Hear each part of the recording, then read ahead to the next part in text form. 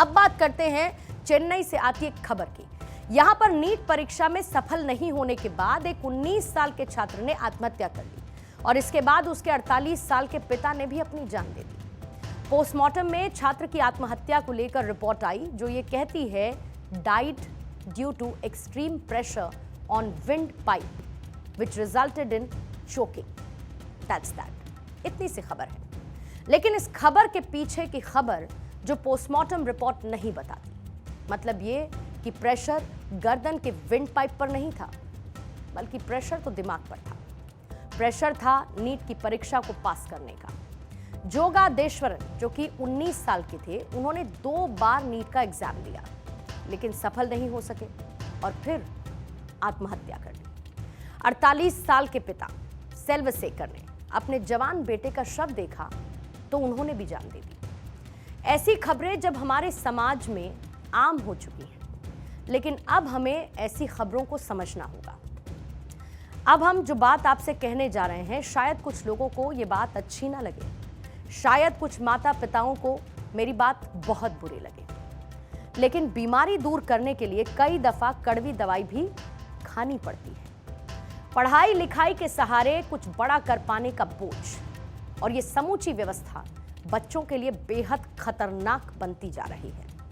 इस खतरनाक व्यवस्था के चलते इन बच्चों को जिंदगी और मौत में से कोई एक विकल्प चुनना पड़ रहा है, मगर शायद इस समस्या की जड़ों तक हम पहुंच ही नहीं पा रहे या फिर पहुंचने की कोशिश ही नहीं कर रहे, वरना अभी तक कोई ठोस रास्ता निकालने की कवायद शुरू हो चुकी होती। जिस किशोरावस्था में बच्चे कई तरीके के मानसिक और शारीरिक उथल पुथल से गुजर रहे होते हैं, ऐसे समय में ये व्यवस्था उनके सिर पर पढ़ाई लिखाई और भविष्य की चिंता का एक एक्स्ट्रा बोझ डाल देती है। और इस चिंता को भुनाने के लिए कोचिंग संस्थान एक ऐसा सख्त तंत्र खड़ा कर चुके हैं जिस तंत्र में ये बच्चे पिस रहे हैं, ये बच्चे टूट रहे हैं और इस पर कोई लगाम नहीं है। अब सवाल यह है कि सरकारों को इससे संबंधित कोई स्पष्ट और ठोस नीति बनाने की जरूरत क्यों नहीं लगती है। ये घटनाएं तब भी जारी हैं जब पिछले कई सालों से लगातार ऐसी परीक्षाओं की तैयारी करने वाले छात्र छात्राओं की खुदकुशी अब एक आम खबर बन चुकी है। ऐसे सुसाइड्स का कारण एक ही होता है कि किसी बच्चे ने परीक्षा की तैयारी के सामने खुद को लाचार पाया और कोई दूसरा रास्ता उसको न सूझा, उसने मौत चुनी। इसमें गलती उन माता पिताओं की भी है जो बच्चों से कम्युनिकेट ही नहीं करते और उनके लिए बातचीत के रास्ते अपनी महत्वाकांक्षाओं के दरवाजों से बंद कर देते हैं। हमें यह भी समझना होगा कि जिस उम्र में इन बच्चों पर सफल होने का भारी भरकम बोझ लाद दिया जाता है, उस उम्र में ये बच्चे इतने परिपक्व यानी कि मैच्योर ही नहीं होते और इनके लिए काफी हद तक हमारा समाज भी जिम्मेदार है, जिसमें आप भी शामिल हैं। आमतौर पर यह मान लिया जाता है कि जीवन में सफल होने के लिए डॉक्टर, इंजीनियर या फिर कोई उच्च प्रशासनिक अधिकारी बनना ही एक अंतिम विकल्प है। इन परीक्षाओं में कामयाबी को लेकर किसी छात्र के अंदर कितना इंटरेस्ट है या फिर वो कितना इसको लेकर तैयार है, इसका आकलन करना कोई जरूरी नहीं समझता है।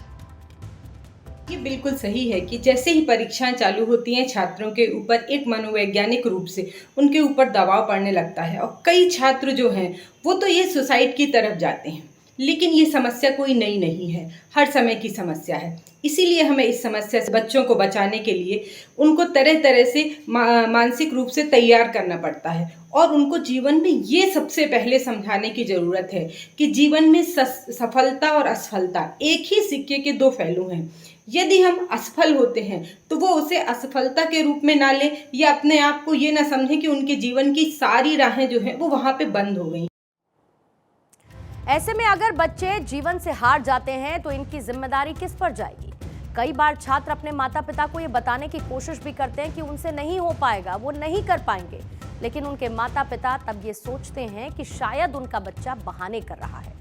वो अपने बच्चों को पड़ोस के अंकल आंटी के बेटे और उनके सफल होने की कहानी सुनाते हैं। अखबारों की वो कटिंग्स दिखाते हैं जहां पर एक रिक्शे वाले का बच्चा IIT में टॉप कर गया, लेकिन शायद वो ये खुद नहीं समझते कि इस तरीके के कॉम्पिटिटिव एग्जाम्स में लाखों छात्र इसका हिस्सा बनते हैं, जिसमें से कुछ ही सफल हो पाते हैं। और जो छात्र इन प्रतियोगी परीक्षाओं में असफल हुए वो जीवन में असफल नहीं हुए।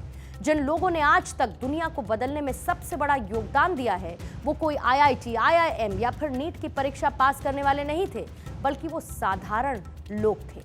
अब आखिर में ये परिवार, समाज, शिक्षा जगत और सरकार के लिए सोचने का मुद्दा है कि आखिर ये होड़ कहां पर जाकर रुकेगी। और इसीलिए थोड़ा सा ठहरिए, थोड़ा सा सोचिए और अपने बच्चे का साथ दीजिए।